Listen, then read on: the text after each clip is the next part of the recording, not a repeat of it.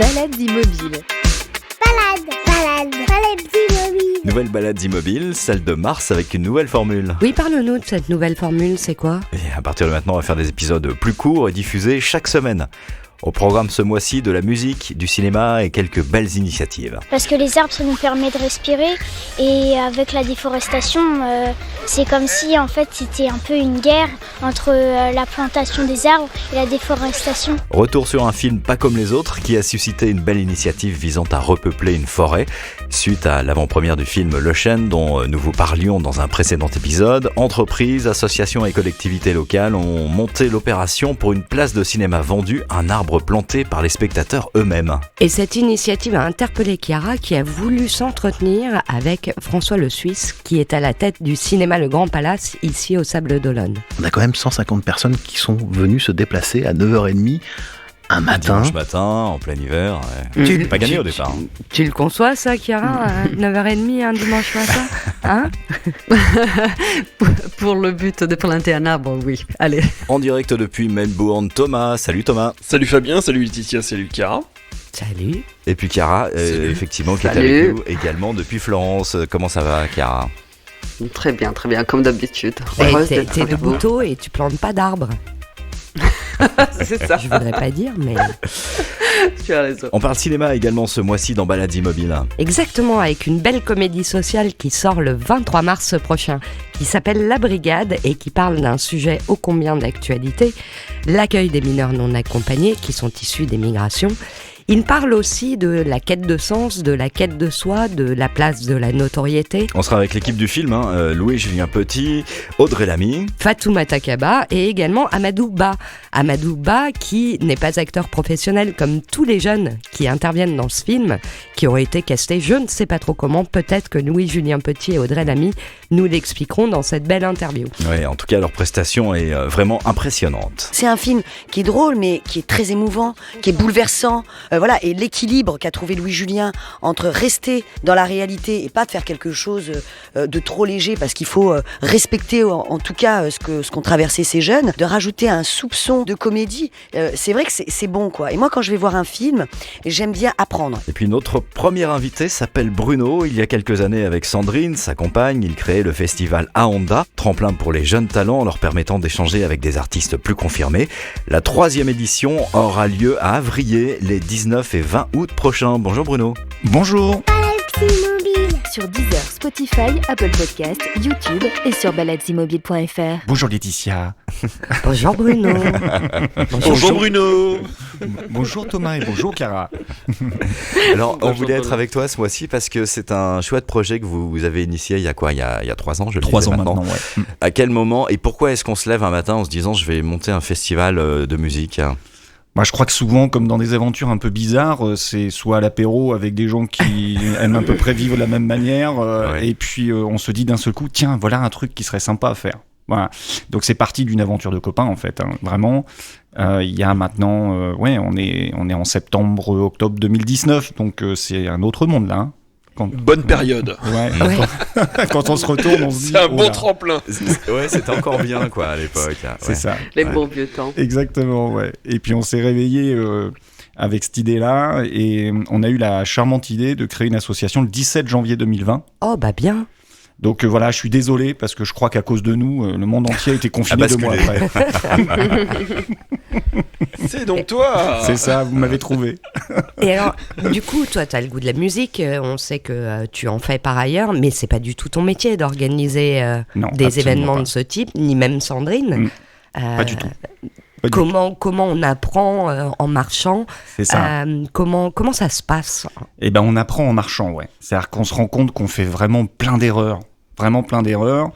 Mais je crois que le cœur du sujet, c'est de se dire que c'est un super prétexte pour rencontrer des gens et faire des choses avec les gens. En fait, c'est surtout ça l'idée. Hein. On aurait pu décider de traverser l'Atlantique avec un bateau, on aurait fait le même type d'erreur. Ça, bon an, mal an, pas bien dimensionner le bateau, pas tout à fait prendre le bon cap au départ. Et puis, on espère à chaque fois que les choses se passent pour le mieux. Et puis, on s'équipe à chaque fois un peu mieux, quoi. Mais clairement, je pense qu'on fait plein d'erreurs. L'enjeu, c'est de les regarder Et puis avec sincérité, essayer à chaque fois d'adapter, d'ajuster, et puis de pas lâcher le truc, quoi.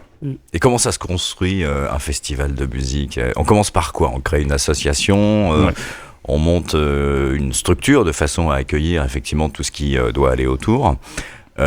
Et puis il y a aussi l'histoire de l'argent, puisqu'il faut quand même des fonds pour accueillir les artistes, les techniciens. Il y a des frais techniques assez lourds. Il y a toute une organisation autour. Ouais, donc ça c'est le sujet qui fâche d'emblée, quoi. Tu veux tout de suite me mettre en colère. Complètement. On va passer aux choses plus agréables. Donc ouais, effectivement, il faut un statut juridique. Ça c'est important parce que pour pouvoir ne serait-ce que obtenir des autorisations de cité. Que de pouvoir solliciter de près ou de loin des partenaires, qu'ils soient publics ou privés. Dans tous les cas, il faut évidemment une structure juridique qui porte le truc. Donc l'association, c'était ce qui apparaissait le plus opportun, évidemment, le plus judicieux.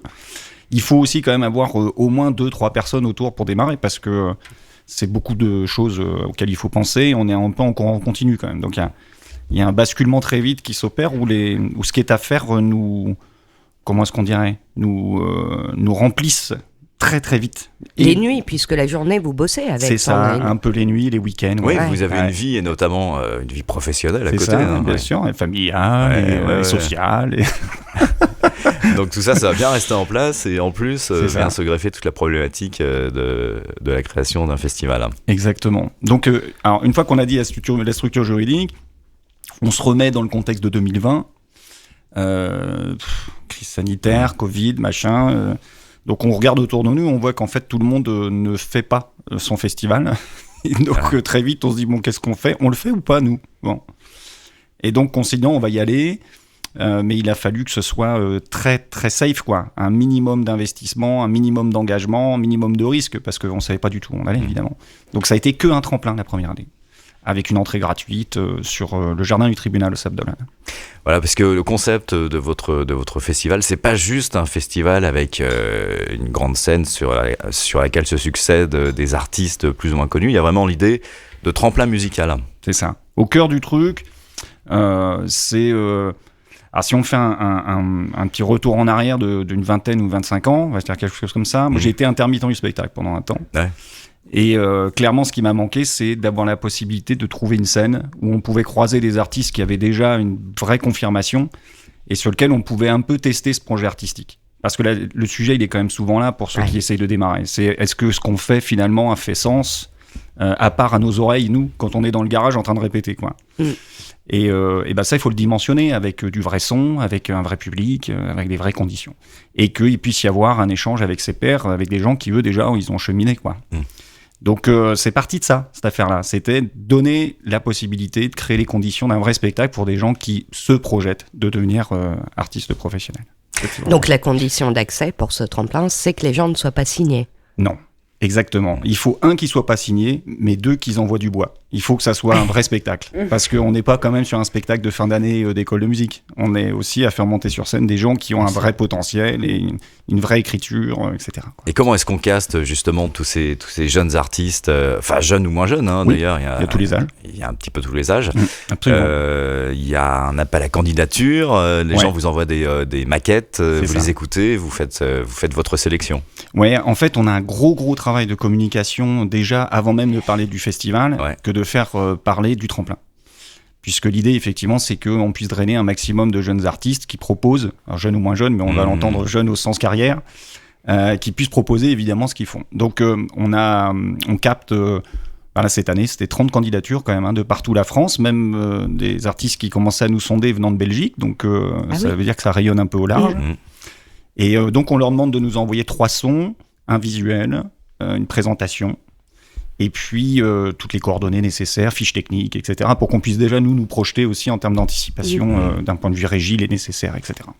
Qui est-ce qui opère ce casting ? Vous êtes combien ? C'est quoi ? C'est une commission de l'association ? C'est une commission avec des grands sages qui se réunissent, il y a tout un cérémonial, une loge. C'est une loge, tu vois.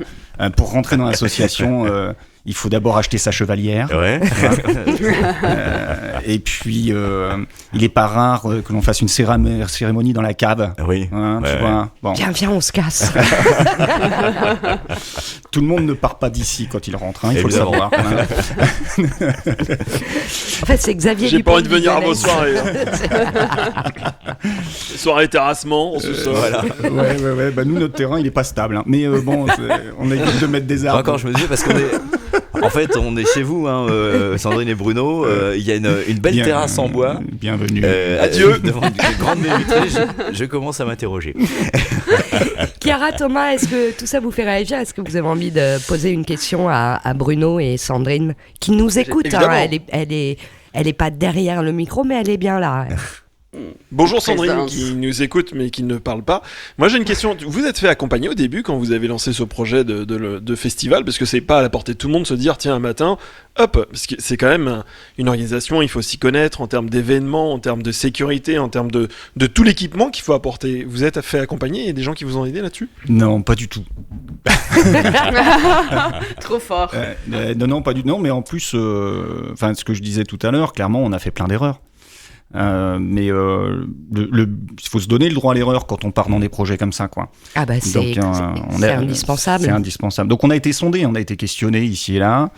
Les 2 premières années, les portes qu'on frappait s'ouvraient pas de toute façon pour essayer d'avoir les infos. C'était très compliqué. Il faut savoir que le monde du festival, c'est quand même un monde assez particulier. On n'est plus tellement, il y a 20-30 ans de ça, où on avait ce qu'on appelait les cartes blanches, la capacité aux artistes de tourner un peu partout en France, et c'était un peu le cheminement pour pouvoir arriver après sur quelques scènes parisiennes. Là, aujourd'hui, des festivals indépendants, il n'y en a quasiment plus. Ouais. L'essentiel des festivals, petits ou moyens, c'est la propriété de boîtes de production, où ils font mettre sur scène les artistes qui veulent faire pousser. Chiara, en Italie, c'est comment? Est-ce qu'il y a une culture du festival? Comment c'est organisé? J'ai l'impression que c'est beaucoup moins répandu qu'en France. En France, j'avais l'impression qu'il y avait des festivals un peu partout, comme vous décrivez. Ici, il n'y en a pas autant. Je ne sais pas expliquer pourquoi. Je sais pas, c'est peut-être culturel ou peut-être c'est aussi une question pratique qu'on n'a pas de fonds, on a moins de souplesse qu'en France dans tout ce qui est culturel. Il y a moins d'aide publique, par exemple? Oui, carrément. Mais aussi, il y a un certain nombre de règles. Tu vois, en France, on peut facilement faire un intérieur sans trop de paperasse administrative. Oh, si, il en faut aussi, je te rassure. Ouais, Bruno confirme. Justement, Je pense, tu imagines qu'est-ce qu'on a en Italie, si déjà tu considères que c'est beaucoup en France. Ouais. Ah non, t'imagines pas. C'est pour ça ma question de se faire accompagner, parce que à la place de Bruno, tu te lances dans un festival en France avec la couche administrative qu'il y a, en termes de sécurité et compagnie, c'est juste un cauchemar. C'est devenu très complexe et c'est la raison pour laquelle il y a de moins en moins de petits festivals, Tout à fait. de petits festivals. Pardon, des festivals. Tu sors, la terrasse. D'où le bœuf, hein, évidemment, Ouais. quand on se retrouve à jouer de la musique, Évidemment. il va s'en dire. Et Bruno, en fait, vous avez jamais le syndrome de l'imposteur, dans le sens gentil évidemment, mais vous vous sentez jamais un peu hors place dans toujours un en monde fait. de professionnels? C'est un sentiment permanent cette affaire-là, de devoir toujours pousser un peu les murs. La légitimité. Ouais, c'est très très compliqué. Ce qu'on s'était dit, il fallait au moins 3-5 ans d'existence de toute façon pour qu'à un moment ou un autre, on finisse par être un peu identifié, repéré, un peu légitime. Donc on est dedans encore, on est dans cette phase de montage-là.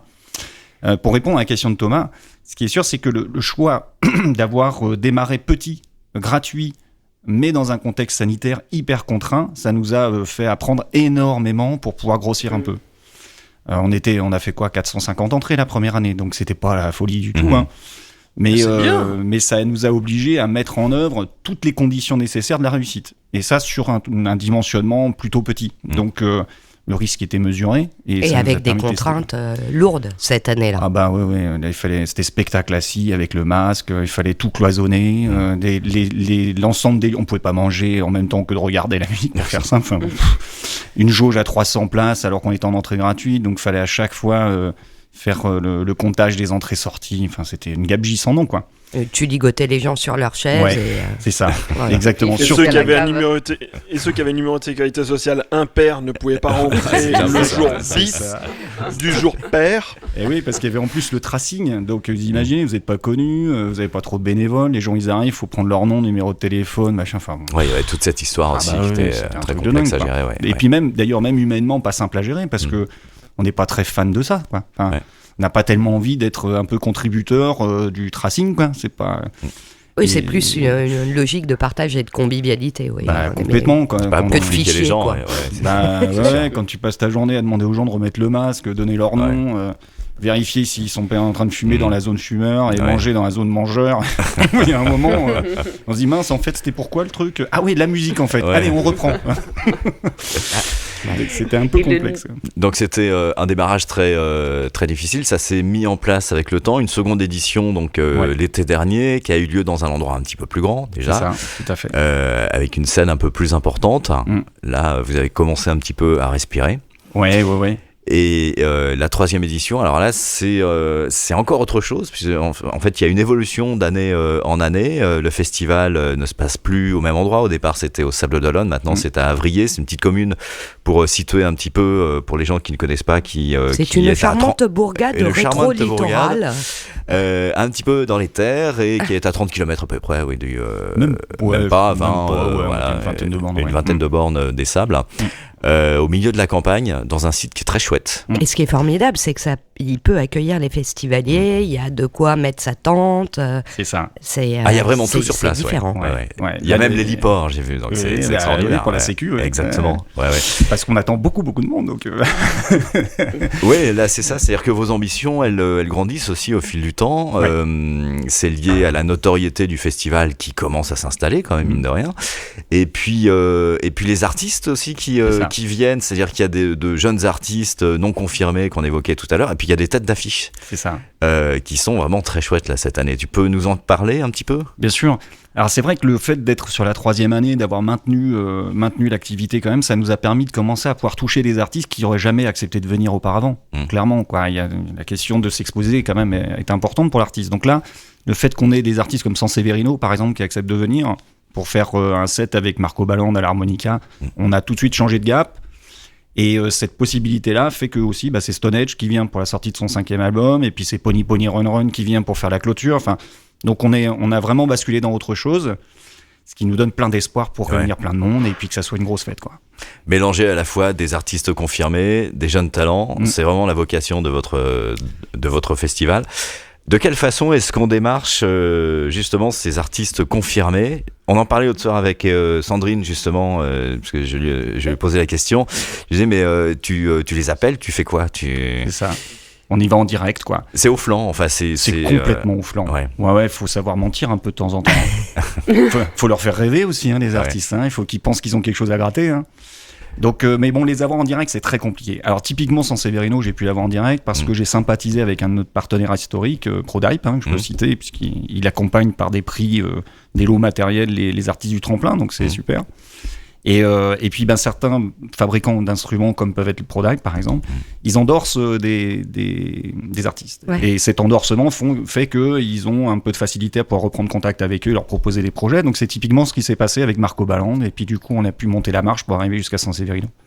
Donc, ça, c'était une manière qui est vachement intéressante, évidemment. Et Pony Pony Run Run ? Et Pony Pony Run Run, alors, typiquement, là, c'est Internet, du culot, on tape le booker de l'artiste, on essaye de le choper, son contact, après on essaye de se mettre en contact avec lui, et puis on lui vend le truc, quoi. Et puis après on négocie le marché, parce que il y en a, ils sont très gourmands.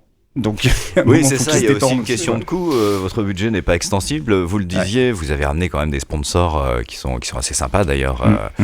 Il y a du monde. Là, cette année, tu parlais de ProDype, mais il y a d'autres sponsors aussi bien locaux, mais aussi des grosses boîtes. Donc ça, c'est intéressant pour vous. Maintenant, votre budget, il n'est pas non plus extensible. C'est cher de faire venir des artistes. Alors, il n'est pas question de dire des prix, de dévoiler le montant des contrats. C'est pas l'objet de la question. Mais ça coûte combien ça représente quoi dans le budget voilà. C'est quoi? C'est 10%, en proportion, 50 Attention. Ça dépend vraiment des artistes. Ouais. Parce que ils font l'effort. C'est ma question. Ils font l'effort sur un festival comme le vôtre pour contribuer aussi à l'élever. Non, parce qu'en fait, c'est pas les artistes qui traitent ça. Ouais. C'est les agents. Ouais. Et si tu veux avoir des artistes un peu corrects, tu es obligé de passer par des agents parce qu'eux, ils construisent des tournées. Ouais. Et du coup, les artistes n'ont quasiment aucune autonomie ou liberté pour dire s'ils seront dispo ou pas parce qu'ils n'ont pas le regard sur ce qui se négocie par ailleurs sur les autres dates de l'été. Donc tu es obligé de faire avec les bookers. Et eux, ils vont pas le faire pour rien. Et ils s'en fichent un peu. Ouais. C'est leur REM derrière. Et c'est leur rémunération, évidemment. Et puis, ils s'intéressent aussi à optimiser au maximum la tournée. Et dès lors que tu as affaire à des artistes qui sont un peu renommés, ils sont demandés. Donc, il faut réussir à les attirer autrement que par le cachet. Sinon, c'est super compliqué. Donc, on essaye de mettre de la valeur, de l'éthique, la démarche, de contribuer à la rencontre entre les jeunes et les moins jeunes, etc., quoi. Mais ça match avec certains, ça match pas avec d'autres. Et typiquement, je pense que l'affiche qu'on a cette année, elle est très fidèle à ce qu'on veut faire, parce que des gens comme Sanseverino, c'est des gens pour qui ça parle, quoi. Oui, c'est évident. Chiara, Thomas, vous voulez réagir ? Moi, j'avais une question à poser à Thomas. Est-ce que en Australie, tu as aussi ce genre de festivals qui sont des petits festivals hors grosse tournée finalement, gros qui sont pas machine, des festivals d'ailleurs, des festivals indépendants qui sont plus des successions de gros concerts bankable. Exactement, c'est pas la même chose.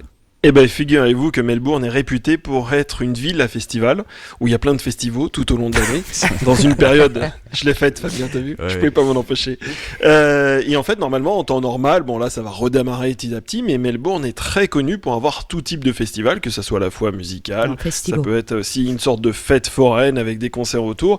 Donc voilà, on est vraiment baigné dans la musique et dans les événements sur Melbourne. Alors j'ai pas la connaissance parce qu'on est arrivé, nous, en 2017, le temps qu'on s'installe, etc., on a eu le Covid, donc on a eu ces 2 ans off, donc j'ai pas la connaissance réelle des festivals qu'il peut y avoir, je l'ai fait 2 fois, sur Melbourne. Il y a un festival de musique française, il y avait le Féfé qui était venu, de Sayen Sopakrou, pour la 2e fois.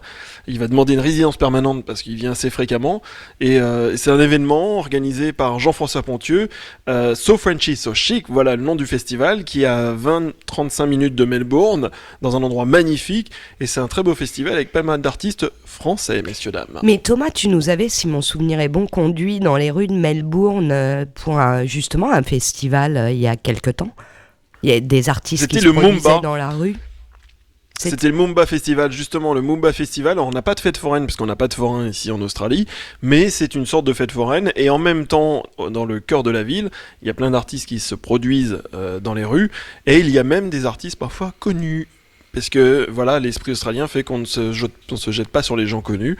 Donc il peut y avoir des artistes australiens très connus qui jouent dans la rue. Ça peut arriver. On a eu Ed Sheeran une fois pour le Grand Prix de F1 qui a joué dans une lane dans le centre de Melbourne d'une façon totalement improvisée. Donc ça, c'est des choses qui arrivent assez régulièrement en dehors du Covid sur Melbourne. Pour des artistes avec une forte notoriété, est-ce que c'est pas aussi plus sympa pour eux que de venir jouer dans un petit festival indépendant? Il y a une proximité avec le public qu'ils n'ont peut-être pas forcément dans les gros festivals. En fait, ouais, certainement que en tant qu'artiste, ça serait un énorme plaisir qu'ils puissent jouer devant 2 ou 3 000 personnes plutôt que devant 50 000. Enfin voilà, on est dans d'autres proximités, même si l'intensité d'un retour d'un public de 50 000, ouais, c'est une drôle d'adrénaline quand même, quoi. Mais le problème, c'est le prix après. C'est-à-dire que quand on a un artiste, admettons, je vais balancer volontairement un chiffre faux, on est bien d'accord, mais en admettant que tu es quelqu'un qui demande 50 000 euros de cachet, et que derrière, il va falloir un plan de feu et une régie et la scène qui va bien, qu'il faut être entre 30 et 40 000 euros pour que ça fasse un peu, que ça suive le tram. T'as un artiste, t'as déjà sorti 100 000 euros avant la SACEM. Si t'as 2000 personnes, tu comptes le prix d'entrée, quoi. Justement, les frais sur ce genre de prestations, il y a quoi ? Évidemment, il y a l'artiste à payer, les frais techniques, tu le disais, qui sont quand même assez importants parce que pas proposer non plus n'importe quoi. Il faut un minimum de confort et pour l'artiste et pour le spectateur aussi. Bien sûr. Donc ça, c'est cher. Et puis après, tu as tous les frais inhérents. Effectivement, tu parlais de la SACEM et ce genre. Ouais, alors la sécurité, c'est un énorme budget. Et la sécurité qui est un gros budget parce qu'il y a des grosses contraintes maintenant qui ont été renforcées d'ailleurs après les attentats de 2015. Ça. Exactement. T'as Vigipirate, ça a plombé de nombreux petits festivals, hein, ça. Tout à fait. Il faut le dire au passage. Hein. Il y en a plein qui ont jeté l'éponge. Puis là, nous, cette année, par exemple, on veut vraiment renouer avec ce que fait l'ADN des festivals historiques, avec la possibilité du camping éphémère sur place. Mais bon, c'est pareil, ça sécurise du coup. À chaque fois, c'est les sanitaires. Donc tu rajoutes à chaque fois une brique. T'as un projet qui est ambitieux, puis tu te rends compte, punaise, le diable se cache toujours dans les détails. Et la bouffe. Ouais. Alors nous, cette année, typiquement, on fait le choix d'ouvrir les portes à des food trucks pour pas l'assurer, la bouffe. Oui. L'année dernière, on l'avait fait. Alors, pour dire vraiment que c'est artisanal, hein, c'est que vous aviez installé des stands. Je me rappelle, c'était très sympa d'ailleurs. C'était chouette. Mais ça, c'est on un faisait énorme galettes travail. Saucisses. Galettes saucisses, donc c'était sympa. Galettes saucisses frites. Mais bon, si tu achètes des galettes, des saucisses et des frites pour 2000 personnes et que t'en as que 800 qui viennent, tu rentres avec ta remorque un peu remplie. Ouais. Et tu manges beaucoup de galettes saucisses. Alors, quand on est rentré à la maison avec Sandrine, avec la remorque louée au Super U et ou Leclerc, je sais plus. Enfin bref, et qu'on se retrouve dans le jardin le dimanche après-midi un peu à genoux parce que ça fait 5 jours qu'on est en train de bosser sur le truc avec 700 galettes saucisses et que t'as bon an mal an une tonne de saucisses 50 cartons de frites fraîches à 5 kilos de carton et puis autant de galettes et que tu te dis que demain matin tu reprends le boulot parce que effectivement c'est juste une asso de bénévoles et que t'es dimanche, t'as pas une asso Croix-Rouge ou ce que tu veux ouverte pour accueillir de la bouffe et en plus c'est pareil, c'est de la chaîne froide donc ils prennent pas s'ils sont pas certains de par où c'est passé. Bah tu pleures un peu quand même quoi. Ouais. Parce que tu fais pas ça pour balancer de la bouffe quoi. C'est ça. Ouais, donc c'est plus facile de le sous-traiter finalement. Typiquement là on a appris. C'est-à-dire qu'on n'a rien gagné à le faire. On a perdu puis on s'est fait mal quoi. Voilà, pour le dire simple, quand on s'est fait mal. Donc on se dit ce coup-ci on va servir la bière parce que ça au moins un fût ouvert on le fermera, c'est pas gênant. Et puis le fût qui est pas ouvert et il est repris. Donc le risque il est mesuré. La bouffe c'est super compliqué. Vous êtes dans quel état d'esprit là? Il reste encore quelques mois avant le festival. Il y a plein de choses à faire. Là vous êtes au taquet. On est. Alors c'est plein de phases. Là on a maintenant annoncé les artistes du tremplin, les artistes à l'affiche. On a ouvert toutes les billetteries. On est en train de finaliser la disposition du site, etc. Donc on a quand même vraiment abattu beaucoup de boulot. Là maintenant, ce qu'il faut, c'est réussir à donner de la notoriété à l'événement pour que les gens ils achètent des billets, parce que c'est bien là le nerf de la guerre. Nous, on est sur un budget de 80 000 € cette année. Et sur le compte, on doit avoir 2 000. D'accord. Attends, excuse-moi. Pour le festival entier, 80 000 €? Ouais. Waouh. Alors il faut remettre dans le contexte, c'est qu'un festival, si on prend les gros comme les vieilles charrues et compagnie, c'est pas 80 000 €. Non, c'est 17 millions d'euros les vieilles charrues. Voilà, donc c'est juste pour mettre le contraste entre les deux, 80 000 €, chapeau. Hein. Ouais, on n'a pas le choix parce que c'est merci, mais on le fait avec nos deniers. Donc tout ce qui est billets qui rentrent, c'est des sous qu'on va pas donner nous. Donc c'est important. Et là, évidemment, on peut pas pour le moment dimensionner. Déjà, c'est énorme. Hein. L'année dernière, pour donner une idée, la première année, on avait un budget de 1300 €. 1800 € en 2020. On était à 13 000 € de budget en 2021. Et on est à 80 000 € de budget en 2022. Là, vous avez vraiment franchi une marche, monter une marche. C'est ça. Très importante.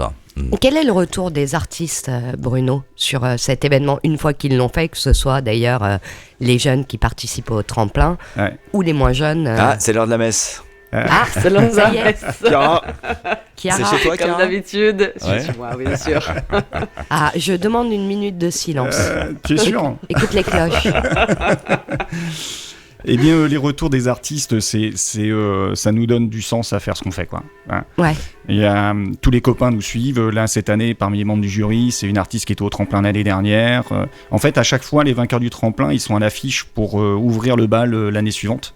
Donc, on garde un lien fort, que ce soit via le jury ou via les artistes qui reviennent. Et tout le monde s'amuse à dire maintenant que c'est la famille Eventao, quoi. C'est le festival à Honda, mais la famille Eventao, qui est le nom de l'association, elle s'agrandit d'année en année. Et ça, c'est des vraies rencontres, c'est top, quoi. Ça fait sens. Et le festival a donc lieu, je reprends les dates, là, je les ai plus en tête, les 19 et 20 août prochains. C'est ça, tout à fait. 19-20 août, c'est un choix délibéré de votre part, ou c'est parce que le site était disponible, les artistes étaient disponibles, ou Le fait d'être comme ça plutôt sur la fin de l'été, c'est peut-être plus intéressant pour vous? En fait, on était avec la volonté d'être l'été. Ouais. Ça c'est clair. 19-20 août, dans tous les cas, quand on avait posé la date, il n'y avait pas de disponibilité sur les Sables d'Olonne, c'était clair. Ouais. Mais on n'a pas voulu changer la date. Et on a été accueillis à bras ouverts sur la commune d'Avrier. Et puis à partir de là, après, on va chercher les artistes. Hein. Ouais. C'est pour ça qu'il faut travailler très très tôt sur un événement comme celui-là. Parce qu'il vaut mieux taper les proposer aux artistes quand ils n'ont pas encore booké leur tournée. Ouais. Quoi. Donc c'est 15 mois, 18 mois avant l'événement, on travaille déjà dessus. Quoi. Ouais, plus on s'y prend tôt, plus on a de chances effectivement d'avoir Quelqu'un entre de guillemets les sympa. bons artistes. Exactement. Voilà. Ouais. J'ai une curiosité. Ouais. Chouette. Le nom du festival, il vient d'où? Eh bien, c'est Aonda, ça veut dire la vague en portugais, ou l'onde, comme on pourrait entendre l'onde musicale. Et en fait, initialement, donc, quand on était avec le fameux copain à boire l'apéro, lui, il est par ailleurs président de l'association franco-portugaise de Vendée. Ouais. Ah oui. Et donc, on s'était dit, tiens, c'est rigolo, on va faire ça, ça donnera un air de communion entre les associations, ce qui n'a jamais eu lieu derrière, d'ailleurs. Donc, depuis, on bagarre comme des fous pour expliquer à chaque fois ce que c'est que Aonda. Mais bon, petit à petit, le nom de festival prend plus de place sur l'affiche et Aonda en prend moins. Ouais. C'est pas exclu qu'un jour ou l'autre, ça finisse par changer aussi, ça, cette affaire-là. Merci beaucoup Bruno, on te souhaite Merci plein de à belles vous. choses et on reviendra de toute façon vous voir d'ici là et puis on essaiera de faire aussi un podcast sur Dans le l'attente. festival même carrément, dans l'attente. Ouais, avec peut une être bonne chouette. chouffe. On sortira ouais. une bonne chouffe, Ouais, pression. Et on croise les doigts pour le temps parce que ça c'est Ah oui, c'est bah, aussi, on a commandé un la facteur météo. très important. Bah ça Ouais. fait partie des dates. On a dit il ferait beau ce jour-là. donc on fait Exactement, ce jour-là. c'est Comme prévu. ça. Bah Ouais, ouais. ouais. Rendez-vous donc la semaine prochaine pour un nouvel épisode de Balades Immobiles. On ira planter les arbres. Merci Bruno. Merci à vous. Merci Bruno. Beaucoup. Merci Thomas, merci Chiara. À bientôt. Et d'ici là, vous pouvez découvrir ou redécouvrir nos anciens épisodes sur toutes les plateformes, ainsi que nos articles et nos vidéos sur notre site internet. Vous pouvez aussi nous suivre sur notre page Facebook Balades Immobiles. Sur Deezer, Spotify, Apple Podcasts, YouTube et sur baladesimmobiles.fr.